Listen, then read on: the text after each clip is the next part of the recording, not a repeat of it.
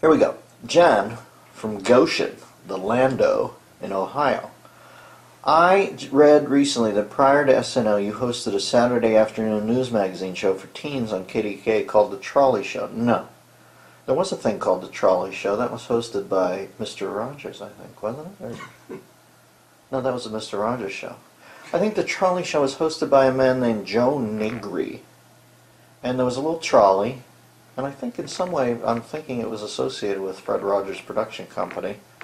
But it was a little trolley that came up, and then a guy would sit there, and a puppet, I remember King would come out. That was more for kids. Mine was called, Jesus, I can't even remember. I did control a kids show, but mine was more for, it seemed like 9th and 10th graders.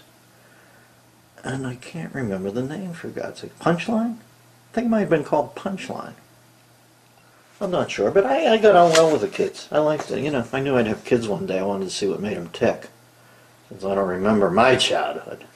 But they were sweet kids, and you can see that even when things get goth like they do now, kids have a certain bluff that goes on, but the underlay is they don't quite know what's going on either.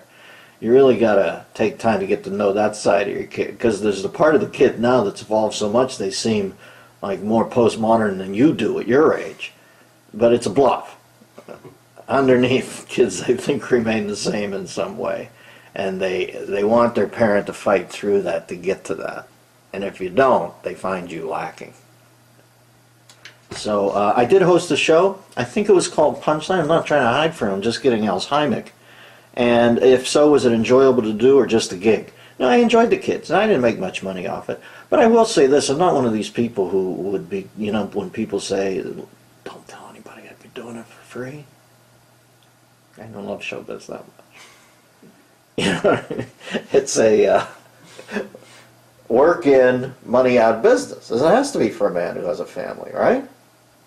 I don't lie about it. I like being in it. I feel lucky. I like telling jokes. When I sit down and write a joke and get a joke and think, oh God, I can't wait to tell that, I still get that bounce.